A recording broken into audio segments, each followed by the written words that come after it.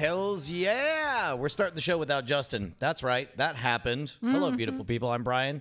It's got to be go time for happy hour, joined as always by the invisible wife, Miss Bonnie Brushwood. Hello. How was today? Did you get some work done? I did. I got in my studio and I'm making tiny pieces because I have a tiny kiln. And I feel like you were looking at me scancy pants while you said that. oh no, because I'm limited and my husband doesn't support me and I only have a tiny kiln. Brian, that sounds like a lot of things that you're bringing to the table. You can set those aside. Okay, all right. Fine. No, these are all choices. These are all of my choices. So, See, if you really wanted to get me bad, you'd be all like, as we both know, tiny equipment does not make a bad artist. No, in fact, I was really kind of challenging myself. I'm making these really small ones. Maybe I'll put them out there on Instagram in a couple of days. But I was like, man, an artist can work at any size, and I like. And I am an artist. Now get in bed. Exactly. So, anyways, I am making use of this time to really explore tiny. I like either going really small or really big. So now this is Don't getting know how to take really, any of this. really Don't know how to weird. take any of Now this. it's getting really weird. Size matters. I don't want medium. I guess that does kind of play into the legend that we've set up about like, well, is it big or not? like it's simultaneously the most and the least. So had a conversation with Nate Staniforth who challenged me to do a single mic solo. I don't even know what it would be, but he basically said, you realize, Brian, that we have conversations, we get into deep philosophical territory, and you never ever show that part of you to anyone ever. And so I committed to recording a single mic podcast that I'm only going to send to Nate Staniforth. And so we'll see if he likes it, and then whether or not it ever sees the light of day. Yeah, can we talk about this? Yeah, what do you think? Well, I think you're closeted smart. Literally. I'm deep in the closet, yeah. You are. Like, Brian would not allow me to put bookshelves where people could see them. The bookshelves are hidden in our closet. That's right. Yep. Like and he's a reader. And now he gets to hide all the books he reads on his phone. So it's a little less awkward, but yeah, no, he's very much about separate side thing. Can we talk about the moment that I mentioned to you, hey, you know that Audible allows you to fuse multiple accounts together, and so finally some of the books are in your account, some of the books are in my account, we could bring it all together. And there's just this hard response of no. And I was like, what do you mean? You're like, I don't want to merge our accounts. Please never bring this up again. And it took me like a week to figure out why you might not want to merge our accounts. Yeah. Well, some people watch porn, others listen to it. Okay, well, I guess we can talk about this. There was definitely some moment you walked upstairs and I closed a window and gave you a look, and you're like, what's going on? And I was like, I was watching porn, and then you're like, what? In the middle of the day? Crazy. And then you left, and then you walked back in like 30 seconds later saying like, that was rude of me. I listen to porn while I'm doing the dishes. This is true. Oh, yeah. Well, it's all good and fun. I think we ought to merge because I have like 1 million credits. I got sick of people making bad choices. Can you delete things from your library? Or No, archive you it or put it- can't. Can you have a private wing of your Audible library I to make it mean, more palatable for other there- people to see it? They're always there. And it's really the embarrassing covers that are just like shining bright, like these muscular dudes with their shirt ripped. I don't know. It's just like, come on. And, I try to get like chick lit so that they're a little bit more modern. Sorry, and they're not. what's the difference between tawdry, porny books versus chick lit? Okay. So you have your bodice rippers. Bodice rippers are, I picture like a sea captain Fabio oil painting on the cover, Harlequin romance as the publisher, and you get like 3 pages before suddenly breasts are exposed and somebody's indignant and then they're banging. Right. So there is the. How it goes, by the way? Well, not exactly. It How does it go? Yeah, there is a real formula. And once I figured out the formula and I felt like I could write one, I was like, I don't know. But it starts off with person who has like obvious issue they need to get over. So we learn, we find the person who trips over their own shoes. And So this is the classic hero's journey. Protagonist is, like, man, I'm never going to get promoted to poop cleaning manager. Here I am cleaning all this poop. that's exactly it. So we get empathetic to the character right away because of whatever flaw, right? Right. And then because of said flaw, they meet the person that they're going to bang, right? And then it goes to next I don't know, I guess it's divided into 5 do they parts. always introduce like the final boss as like as if I get to bang him, and then she has to like bang other people? Not in the chick lit books. Okay, in chick lit, what, she has to get beat up even more for a very long time?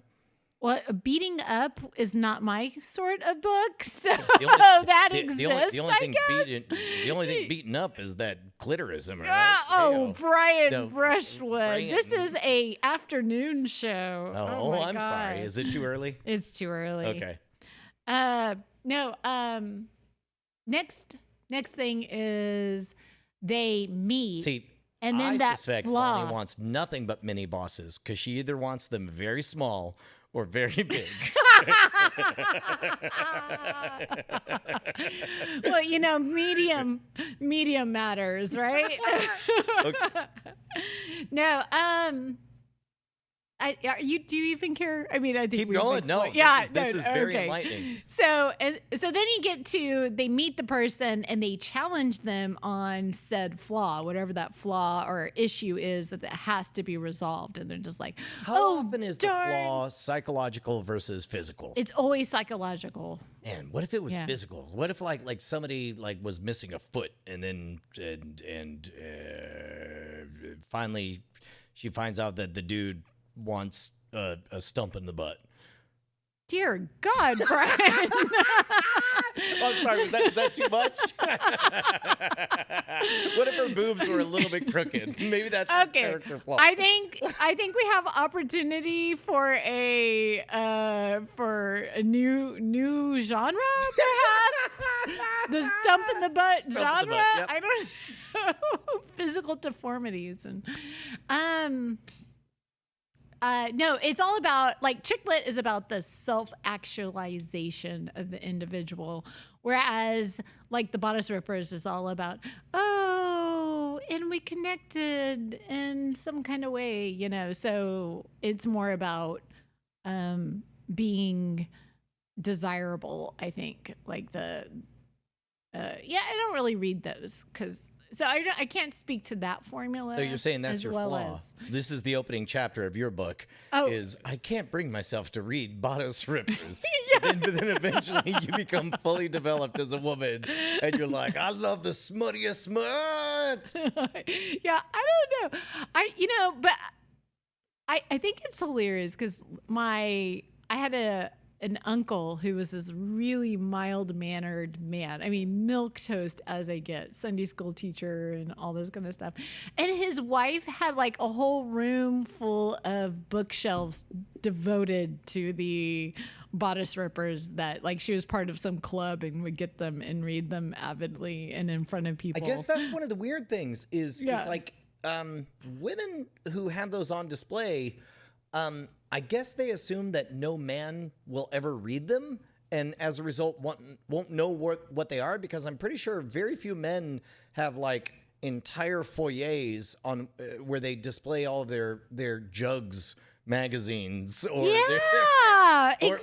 their platinum 7-year membership to Pornhub Premium or whatever. Oh my gosh. Well, that is so fascinating. So in that respect, like, how often do they go back and reread them? Like, why would you hold on to that? You know what I mean? Like, you read them. Do you go through that whole catalog and you say you have over 100 cheaply written books? Oh, that's interesting. So why is there not an Audible just for bodice rippers, where it's like you get access to the back catalog and you just So hit to like speak. like basically The back catalog. the back catalog. But like you just press a button. It's like a Pandora of lady porn, where you just like, man, look, just go. Tell me how handsome he is. Tell me how she achieves fulfillment and becomes fully realized, and tell me how they try anal. You know, like Oh, I mean, but I mean, like skip the part where I have to actually buy a book and have it in my library forever. oh my gosh. Yeah. Botable. Can we do Botable? Can that be a thing? Botable. Oh my God. BAWB, like body. Yes, Botable. No, that's amazing. Well, I mean, that would be a market now, wouldn't it? If you just got to, like, because a lot of it, Because it's like it is like a negative that after buying the book and enjoying the book, you are burdened with the fact that you have to have the book in your library, which it sounds to me as like a universal negative for somebody in your position. what position is that, Brian? The back catalog position? Is that what you're saying? Catalog, yes. But my point is, you would weirdly be doing a service. Doing God, what? Nothing. God, everything sounds wrong. The Do point not- is you would be doing a favor to not have to be burdened with the book after having read it, right? Shackled with a book that you maybe no. I think that would be awesome. Like I don't feel like I'm better because I have certain covers lingering in my, just Back the covers catalog. are embarrassing and in my back catalog. So just, get rid of that. Yeah. Yeah. Or at least have a private collection. I mean, like you got browsers that have incognito mode or whatever. It seems like you should be able to have. In fact, maybe I don't know. I'm gonna have to look back through that. But when we talked about it, I looked at it and it wasn't immediately. like now I want to tweet Audible saying, "Hey, can you please allow us to have a private catalog, privacy mode?" Right, privacy mode. There's a So- lot of books I'd read. For example, Mein Kampf. You would? In my library. Would you really? Well, I mean, wasn't Mein Kampf? Boy, this is a hard left turn. Yeah. Wasn't that in high school when we were younger, kind of like required reading? Like you were supposed to read it because it's awful and you should understand what awful things look like? No, No? I didn't. Oh, let's see. What was the worst thing? Red badge of courage. Carrying. The Red Badge of Courage. Courage About was getting your menstrual cycle. no. But No. The Red Badge of Courage, if I remember correctly, was we got Just Robert Young Club. yeah, it just had a lot of curse All right, words. Justin, you caught us right at a pivotal moment. All right, good. We were talking about whether or not Audible should have a private collection setting where you could have books in your Audible library that you don't want on display. Because we were talking about how Bonnie Still will not allow us to merge our Audible accounts because she's embarrassed of all the bodice rippers and so on. And then I was thinking, like, yeah, what are some non-pornographic books that you would want in your private library? And then I thought of Mein Kampf, and then and my memory was that Mein Kampf was one of those books in high school that you were supposed to read and not like, but now you're not even supposed to read it. Is that where we're at right now? Am I misremembering? I don't.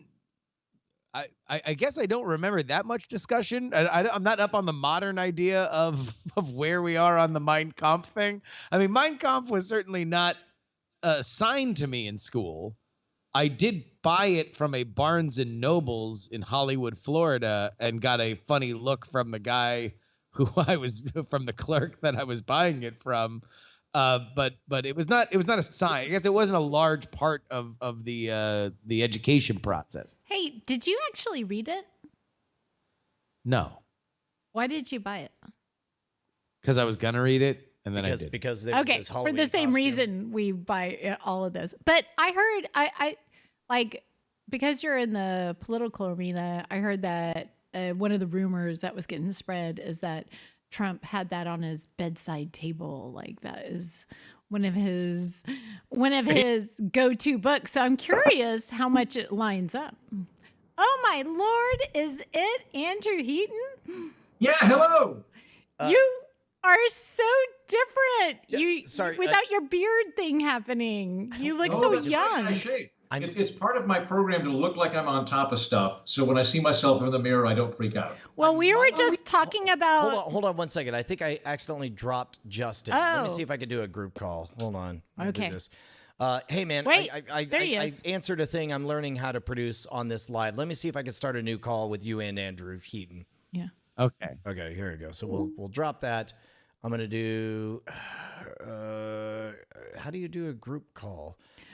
It begins with the girl with a problem. It needs to be validated by being spit roasted. Brian What? Brushwood. It's a sex positive message. You're welcome. You're welcome. Oh man, I don't know how to. Oh, you There we don't? go. Add to group Justin and Andrew. There we go. Justin There. and Andrew. Done. Let me see if we could start this new conversation, and then I can hit call both of them. We'll see. We're missing somebody. I don't know. Ah. All right. I If think we're we have very, them very all. lucky, we're all on the call. Justin, are you there? Uh-oh. No. Maybe I'm not. here. Oh. All excited about that, right? Nobody cares about you, Andrew. Get out of here. Fuck you. Don't get the broom. There's a Justin. There we go. Yeah, baby. All right. I have not yet figured out how to get Andrew as a face on the show, but joining us is the Political Orphanage's own Andrew Heaton. Andrew, Hello. if you missed anything, Bonnie and I were talking about pornographic books and whether or not Audible should allow you to have an incognito section of your Audible library and what would go in that besides bodice rippers. And I immediately brought up Mein Kampf. Now we're all brought up to speed. Yeah, That's the Welcome to round happy two. hour. So I want to make sure I've got the dots right, because Mein Kampf gives you erections. Is that what you're Yes. saying? Well, Straight yeah. up I what mean, I was look, saying. In the Shades of Grey, you're reading about the Prussian annexation of the Sudetenland. Yes. So like when you really, really, really get off on that struggle. Like, So, I've the struggle got a, is to remove the chokehold. That's my aunt gave me a copy of Mein Kampf when I was in college. I think because she knew that I was a fan of history. I believe that's why she had the copy of it and gave it to me. But it's fascinating because the copy that I have of Mein Kampf, it is the first English translation of Mein Kampf. So it's pre-war. So it's written when we're friends with Germany and Hitler's an up and coming guy. And the forward is like, who knows what young Hitler will do? Maybe he'll fight the Soviets. Like, it's very bullish on Hitler. Oh. I would not be shocked if that was a virile Joe Kennedy reads that and says, "Man, this guy's spit. I like cutting this guy's jib." So, Justin, Andrew and I have been talking about. I had been Dr. Brian prescribed for one Andrew Heaton a big old dose of VR because extrovert Heaton is not digging being trapped in a box during this apocalypse. Although he did figure out that that at least he could invite more living things into his box. So what? So yeah, he's getting a dog. It sounds so terrible when you phrase it that way, Brian. It sounds like I'm luring at He's street getting a dog. people. Andrew's getting a dog tomorrow. I'm gonna foster a dog. That's right. Yeah, I went to an animal shelter over the weekend, and I'm gonna foster a half beagle, half sneaky neighbor dog. Wait, what the hell's a sneaky neighbor dog? Man, you won't find out until just- the DNA test. Miscellaneous. I gotta say, I don't believe those tests at all. I think that they're all nonsense. You look at a dog that's like clearly a German Shepherd, and they'll tell you it's like half of a bear and half of a Chihuahua, and you're like, that's not. It doesn't work that way. I think it's all made up.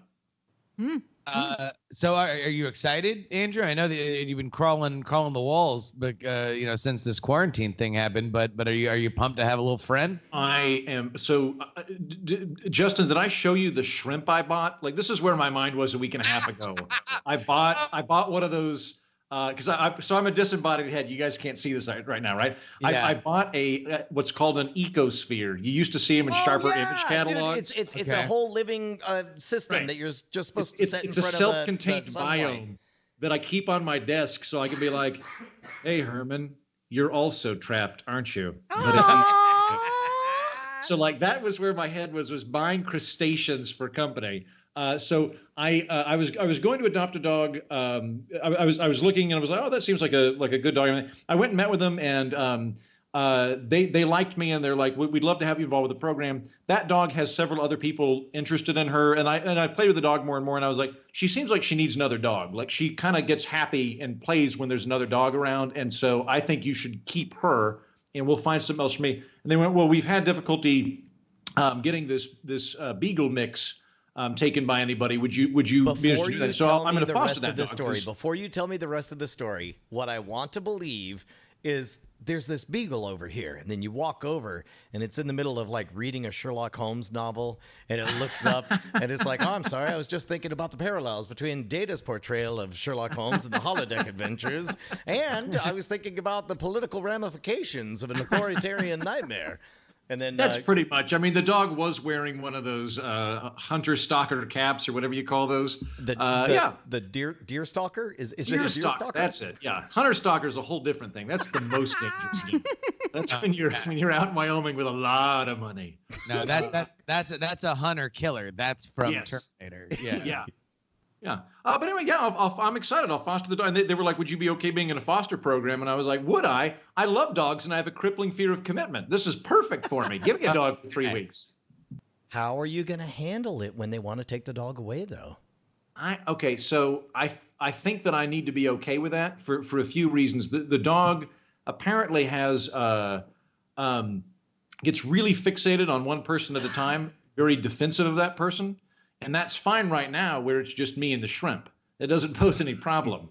However, when the quarantine lifts and I crawl out of my friggin' Howard Hughes hole here in Los Angeles, I think it would be a good idea for me to have a dog that did not require sequestering myself from other people. And so I'm going into that. Plus, the dog kind of needs to jump around and get to experience other people so that it's just good for the dog.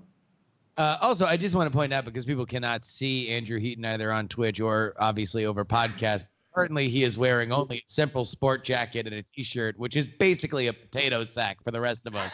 But this is the most unkempt and underdressed I have ever seen Andrew Heaton.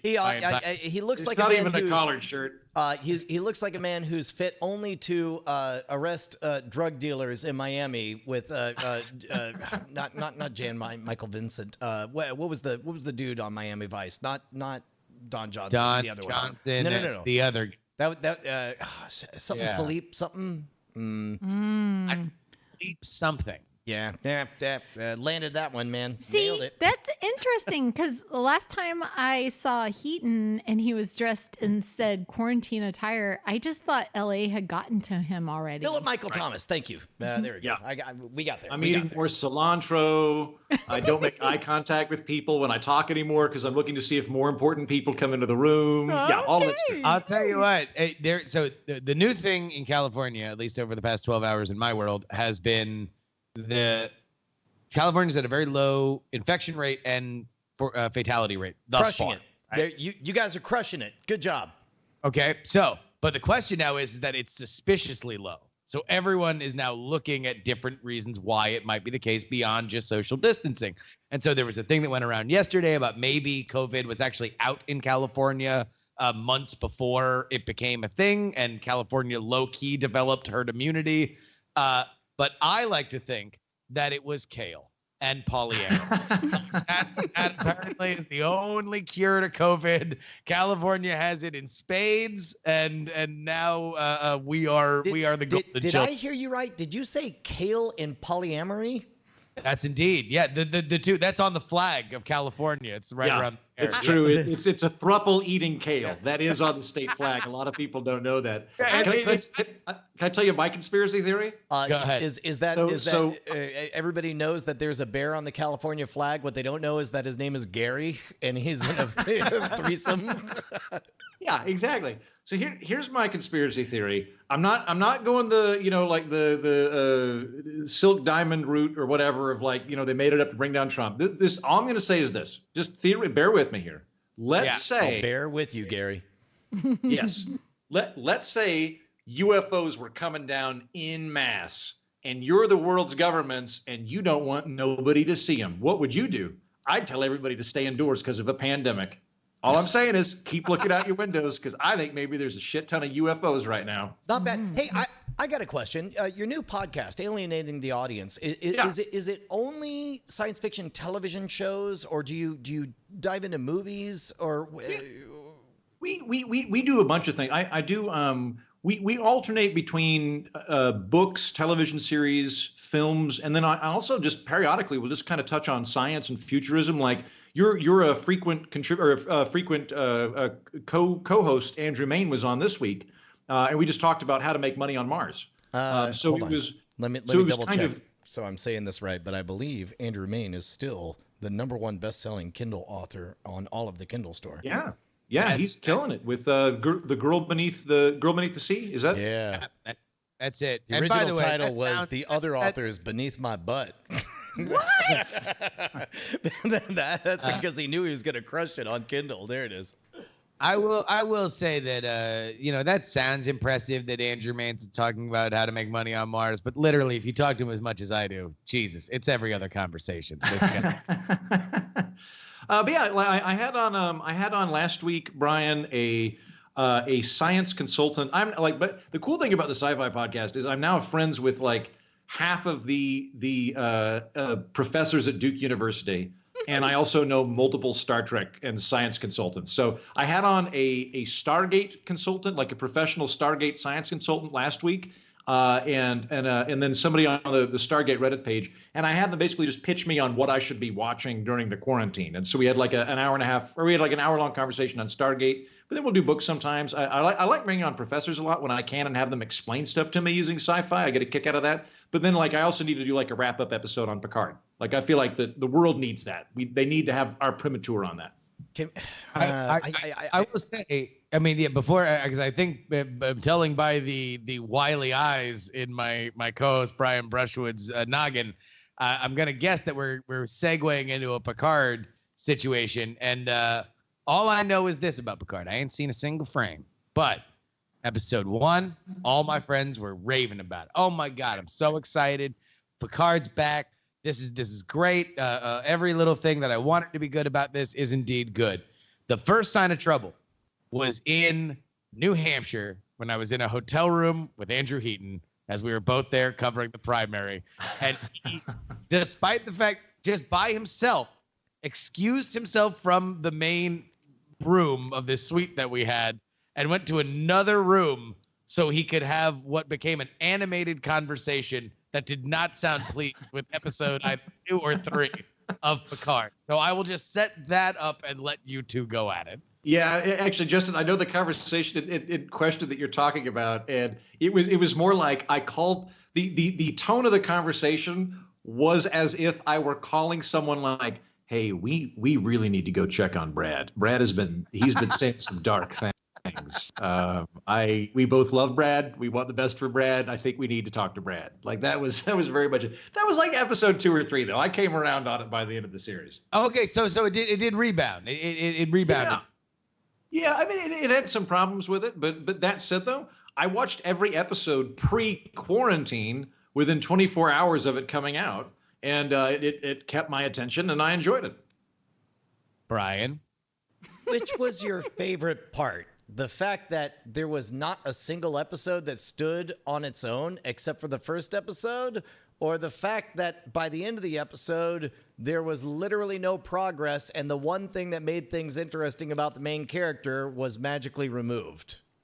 I like the fact that it wasn't procedural. I enjoyed that there was a plot arc to it. I think that that's been a good development of the Star Trek universe, starting with Deep Space Nine, of having an overall arc rather than we're going to go down to a planet. Oh, a fascinating planet. We all learned something. Now back to the starship. Everything's back to normal. You're literally describing every episode of Star Trek. You're describing the literal format of a Star Trek episode. You're saying what I love most about this Star Trek series is that it's not Star Trek. What are you doing?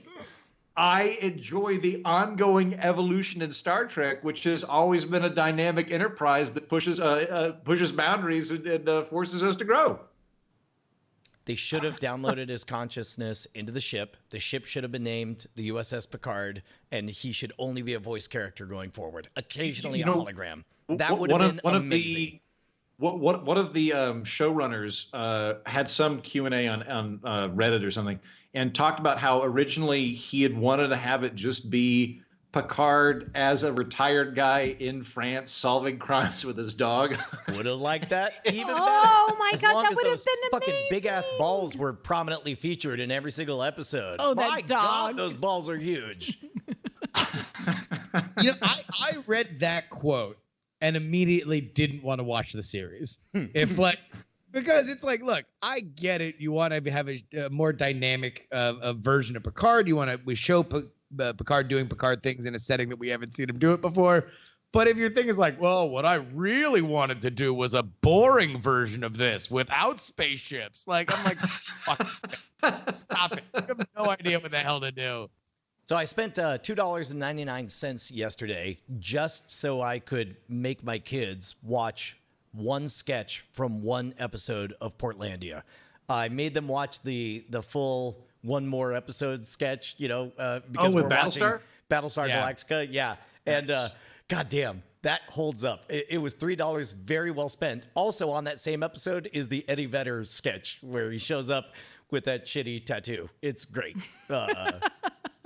Portland, I feel like I still have Portlandia to burn. I can't believe I haven't gone back to that in quarantine. I go back and forth on Portlandia. I like all of the actors in it, but it seems to me that they have a very loose writing model based off of a Herald game and improv. Like I know what they're doing.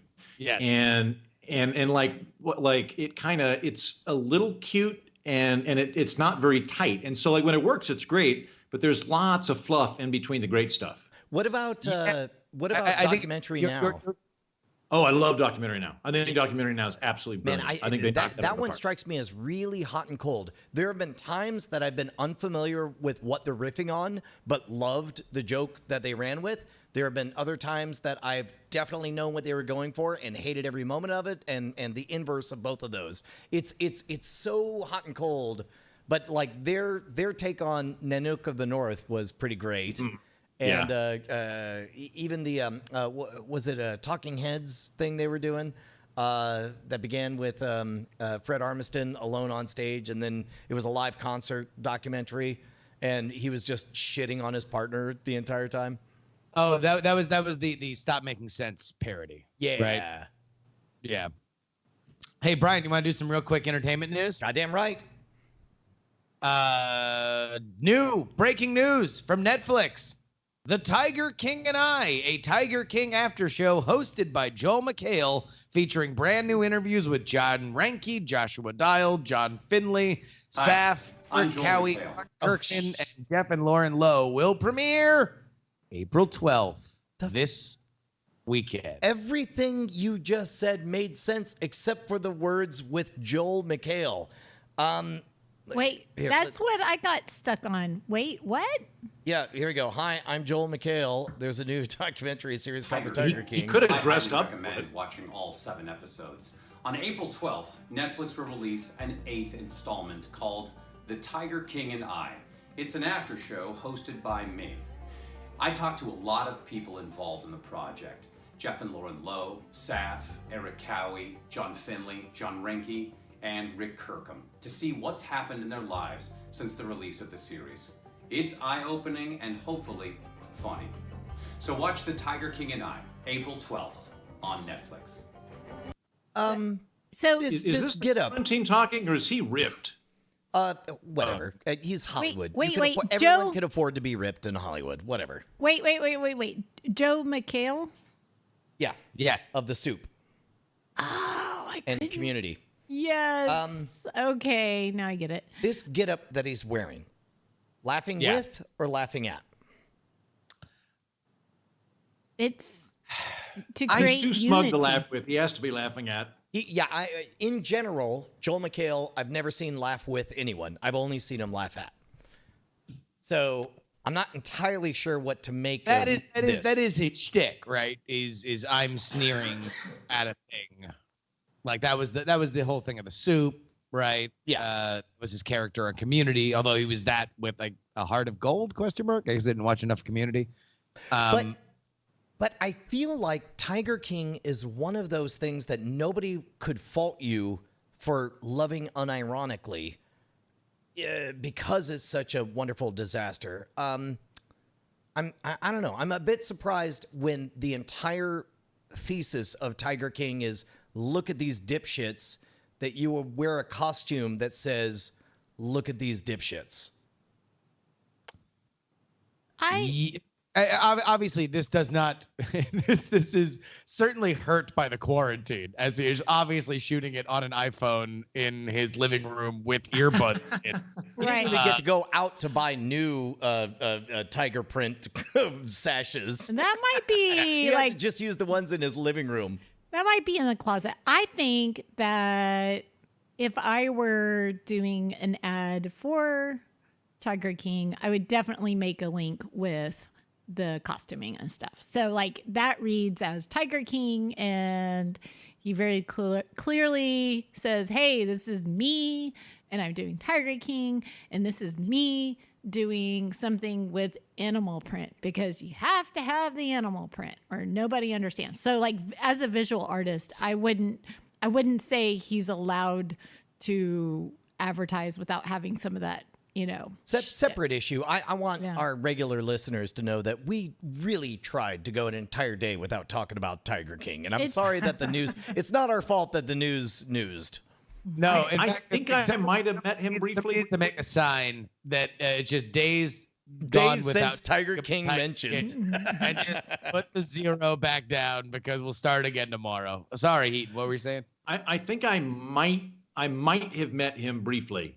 Tiger King? Because I'm from Oklahoma. I've been to Wynnewood, like where he's based out of. And I don't think he was big because I've only been to Wynnewood for a bluegrass festival. So I would have, when I was in college, my friend Evan and I would do weekends of awesomeness where we'd find whatever weird stuff we could. Like we'd been to rattlesnake derbies and talked to people on Bigfoot hunts and things like that. So I don't think the zoo is established yet, but I was on Grand Lake when I was in college, and this guy rocked up on a pontoon boat advertising a private zoo. And he had me and Evan and a couple other people were in the lake swimming, as you do.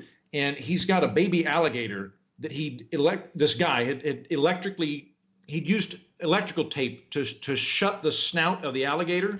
And he put it on a big leash, like a big, like bungee cord, and just threw it into the river or into the water. And it just swam up at me. I've never felt more like all of my monkey instincts pop up when you see like the eyes of an alligator coming at you. You wanted to throw your own poop? Yes, very much so. I was enraged. But I remember it being a guy named Safari Joe. But Joe was the operative thing there, which means one of two Joe things. Exotic? Either it was Joe Exotic, and I don't remember the name correctly, or alternately, There is multiple somebody Joe named Exotics. Safari Joe in Tulsa, Oklahoma.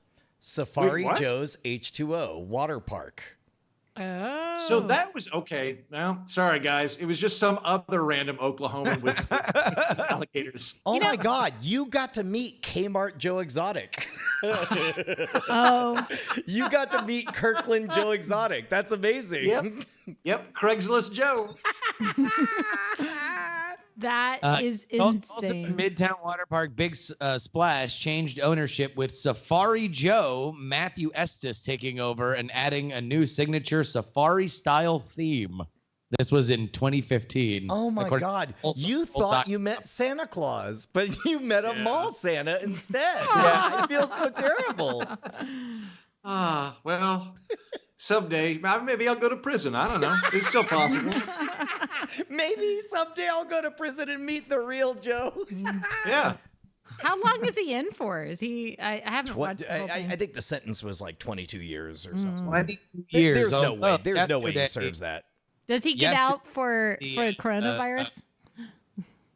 No, he actually petitioned for it. I believe he was. I think he does have coronavirus, and he is not going to be allowed out. But he was. The president of the United States was asked at a press conference yesterday whether or not he would consider pardoning Joe Exotic. This was, of course, because his son, the Trump son, Don Jr., had tweeted that he would appeal to his father to have Joe Exotic pardoned. At which point Trump asked, "Oh, which son? Has to be Don." It was Don, wasn't it? And in that Please moment, tell I me feel that's like we exactly had- what I he feel like- said. I feel we can look up the clip. In that moment, Donald Trump knew exactly how we all feel about his Twitter. Like, it really made me appreciate Don Jr.'s Twitter, because if there's any moment, it just showed that there's a history of it, and Donald Trump's like, "Can you stop? With everything?" And that's really what we would like to say to him sometimes. Of all of the political figures, I feel like just about anybody in politics I can see adopting the beleaguered father role, except for Trump. Like that's the one role. That's the one person I can't even see adopting that role. I could see Joe Exotic getting exonerated and then becoming like deputy director of the interior or something like that. Like it would all back up my theory that we're living in a sitcom. Yeah.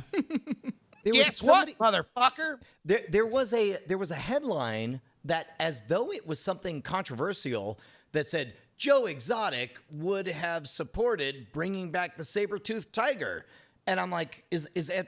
I'm sorry, is that not the default opinion of literally everyone that we want to bring, and the mammoth and the dinosaurs and everything?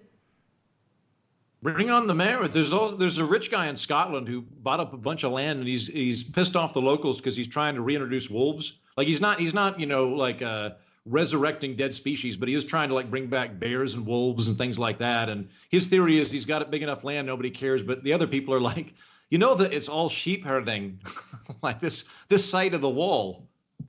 There was some talk about bringing back megafauna in North America. North America is the only continent that has had its primary megafauna totally wiped out. The mammoth was hunted to extinction during the Ice Age, Thanks, and we have the technology to bring back the woolly mammoth. What? By essentially, basically taking the DNA and similar to Dolly the sheep, like basically the first generation of clones is messy. Some of them are deformed and terrible, but any of those that are viable upon birth and then create another generation, that second generation are totally fine. And apparently, I forget which NPR program it was, but almost certainly all four of us at some point have eaten cloned meat. Like it's already happened behind the scenes. With the cattle industry, where you clone a cow that is super good, and either the clone is perfect, in which case great, you breed it, or it's messed up, in which case you don't. But there's no way to tell whether or not any of the meat that you've eaten isn't the progeny of a cloned cattle. And so likewise, that same thing, the idea was, hey, megafauna serves some kind of purpose in every ecosystem. We don't have any in North America. Let's bring back the mammoth, starting with an elephant and then just getting closer and closer each generation from there. Fuck yeah. Let's do it. Are you down with that? 100%. I'll chip in. I think that'd be awesome. Bring them back. What about the We'll give them dodo? Montana. Can you clone dodos somehow? I think that one would be That's pretty a easy dumb because you bird. don't even have to go The through only- fossil records or anything. You could just find existing dodo DNA What? from like 100 years ago. What do you think of these motherfucking pandas that won't fuck? These shy ass pandas. Wait, that was some news this I week. know. Everybody looks away, and like Snuffleupagus, they finally appeared. Fucking pandas finally appeared. They made the eight-legged beast. I'm all for protecting pandas from communists. Let's keep doing that. That's great. Like, but beyond that, they are an evolutionary dead end. Pandas are dumb. And Like lazy, the only smart move. and shy and prissy. Their writers Yes. are too detailed and too specific. Brian wants the pandas to come out singing, "Why don't we do it in the road?" Goddamn right. I want Panda Express. Fuck now. Fuck for my amusement. Go, go, go, go. What? The only smart move pandas have made evolutionarily is being cute. That's really their only skill set. They're bears that for some reason decided to eat bamboo.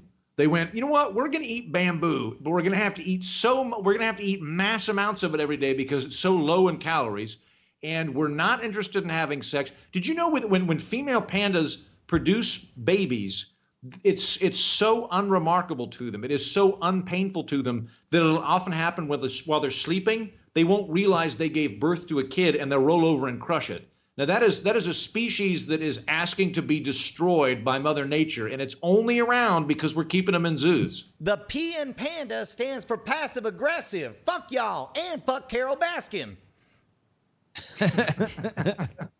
Panda King. You know, Penny did raise money to help the pandas. I don't know if Panda-save.com. yeah, she hand drew 1 million little like posters and sent them out to people who donated to hashtag Save Pandas, and Panda-save, yeah. yeah, it's so sweet. It was her first website. It was her first lost cause. Oh no! Like who's? I thought they were getting taken off the endangered list and into Pandas? what is it? You say pandas are no longer endangered, or they're about to be taken off? I thought they had gotten now they're on the watch list instead of the endangered list. But let's see. Brian's looking it up. Good for them. Yeah. Or is it koalas? It just says, I wrote, are pandas endangered? And it came back with the answer, not extinct. Just in case you were wondering, not extinct. Man, pandas need to get better PR. Their PR sucks. I mean, no, come on. I mean, we just discussed how overrated they are, right? Like, and yet they're everywhere, and everybody wants to watch them. And when one of them bangs and they have a baby, everybody moons over it for a decade. Aww. I mean, you got to figure that China's a big portion of China's GDP is just in those panda extortion rates that they get from zoos around the world. You know what? Hold on. I'm looking at this up.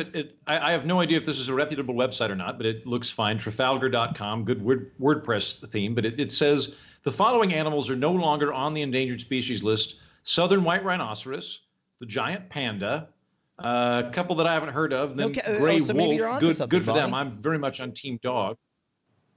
Huh?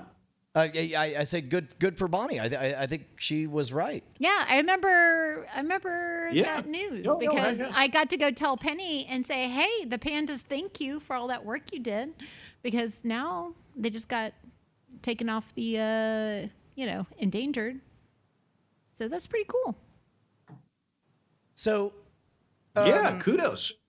how I'll do give I- it to Penny. Good job, Penny. How do I put this nicely? How long are you gonna stay in LA?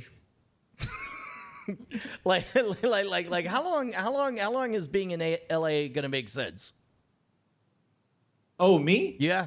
God, well, it makes zero sense now. I mean, I'm paying the most rent of my life to be under house arrest. The only benefit to me is that I can see a Russian Orthodox church from my window, and it's pretty. That's the only difference between here and anywhere else. You are also, Brian, all right, as Heaton's attorney, I'm going to speak for my client. Brian, you're the worst friend. Like, he's trying to, like, spread his wings and do stuff, and this is, like, every conversation that I hear between you two that I'm here for, this comes up. I can't imagine the private badgering you do to poor Heaton. Like, there's a I definitely saved the. pandemic. Allow him to try and just spread his wings a little bit in L.A. Jesus. I definitely Well, save for all the record, like, badgering for public. I plan to stay here, but let's say that California tomorrow, when we're going to keep everybody on lockdown through June, then at that point, I'm like, at least in Oklahoma, I have people that will let me in their yard. Like, I could sit at the back of their yard and yell at them from a porch. Like, Are you legally allowed to just go on vacation and say I'll BRB? Yeah, I don't think there's any prohibition against me traveling. I know that Texas has some weird quarantine stuff going on, but I don't think that's for passing through it. So I think if I get in my car, I'm fine. I've heard it's more of just. I guess if you're driving, then there's no restrictions there. But like I've heard both that it's difficult to grab a flight to go anywhere, and also I've heard that the government is paying to have all of the the airlines fly around empty. So I don't know what to believe. Yeah. I don't know. Yeah, I think they're paying to keep them flying so that they can transport medical stuff and keep the industry going, et cetera, et cetera. I wouldn't do that. I would just drive. I mean, there's no reason I wouldn't just take my car out. But if we're looking at another 2 months of this, like Oklahoma and possibly Texas, at least for the duration of the house arrest would be more pleasant than LA, where in theory I'm near hot, powerful people, but they're not interacting with me. I don't get to see them from my porch. I don't have a porch. Yeah, I mean, it is a pandemic, right? I mean, a lot of what you're describing is the problem of the pandemic. Right. I'm not blaming LA for this, and I'm also tangentially aware that other human beings might be experiencing something similar to what I'm experiencing. Yeah. It's yeah. Are you still? I think last time we talked, we talked about playing Age of Empires and whether or not you were saying that you wanted to set that up on Twitch. Did you continue to do that? I haven't tried doing it on Twitch yet, although I will. I've been playing around with Twitch and plan to start doing some live stuff next week on a regular basis. I have played a lot of AoE too. And I'll ask you, do the audiences tend do listeners mind if you go from like radically different things of like we're going to talk about the specific thing to like now we're just doing a game? Like everybody's kind of cool with that? They don't get whiplash? To the best of my ability, it looks like that would be the dare of a lifetime to try to make a left turn on Twitch that would actually shed somebody. Like it seems like the harder your left turn. May I remind you that this conversation began with us talking about book pornography that my wife has. Thank you, Brian. Right. So all of that is to say yes or no to more of the game streams. Yeah, no, that's a good idea. Yeah, I might play around with that then. Plus, AoE 2 is a great game. If I could figure out a way to sort of tell my brain that I'm being productive by playing AoE 2, then great. In the chat room, they're pointing out that you could just decide to come out ahead by just not paying rent because I guess eviction is illegal now. That's a good point. Oh no, in California, boy howdy, do you got some rights if you just don't pay and don't leave. Like now it starts to get crucial once you stop paying for a certain point of time. You really got to be careful about leaving because then it really becomes like who's physically in the house. But I mean, really, you could live a life not unlike the life you live right now, but for free. Right. Well, okay. So yeah, because in New York, the like New York has extremely pro-tenant rules. So like in New York, if you don't pay rent for a month and your landlord sends you a letter saying you better pay that rent, if you go, okay, I'll pay this month's rent, and you've not paid last month and you just alternate, like you can legally do that indefinitely and they can't kick you out. Like you can do all sorts of things to avoid paying rent in New York. They can't kick you out during the height of winter. They can't kick you out during the height of summer. So it ends up being anybody that comes into an apartment in New York can probably get 3 to 4 months out of it. During the height of summer, are they afraid you're going to bake if you are out before the day star? I don't understand the justification there. And I'll say, like, having been a renter in New York, I prefer having a pro landlord system as a renter. I don't own any property, but the reason that I like it is when I was in New York and I got an apartment under my own name, I had for an apartment with 2 roommates. So it's me and other people. I had to put down first month, last month, and 2 months of security deposit. Like I had to put down like over $12,000 to the landlords because they're so afraid of losing money. And like Texas was awesome. When I moved to Texas, Brian, I was in Dallas. They were like, okay, your security deposit's like $400. That was it. Nobody cared. Like it was because they could kick me out in a day if they needed to. But the result was I didn't have to put a lot of money down. I actually like that better. Yeah. All right. So here are the squatters' rights in California. You, as a squatter, can make a claim on the property if you have maintained a property for more than 5 continuous years. If the squatter was formerly a tenant, this 5-year period starts after the final lease has ended, and you are paying property tax payments for at least 5 continuous years.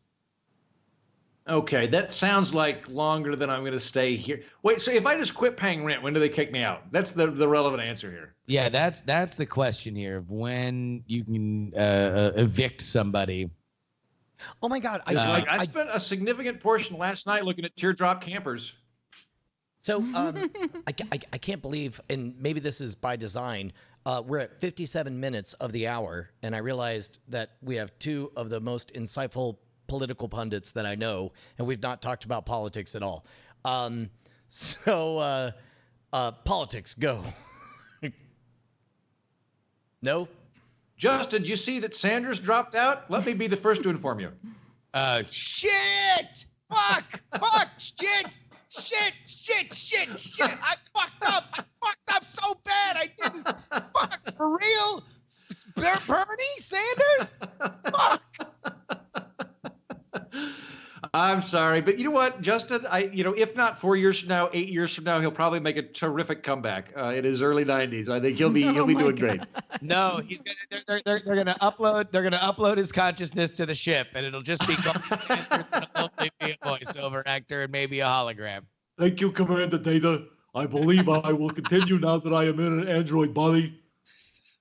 I am once again asking for you to initiate communications protocol.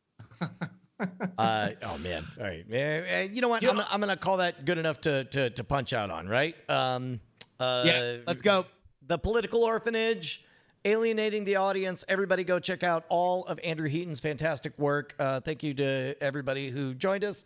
Thank you to Bonnie for hanging out with us and for sharing sordid details about her Audible library. And we'll see you guys for tomorrow's happy hour. Spoiler alert, Matt Donnelly is going to join us tomorrow. It's going to be great. Matt Donnelly from Ice Cream Circle is awesome.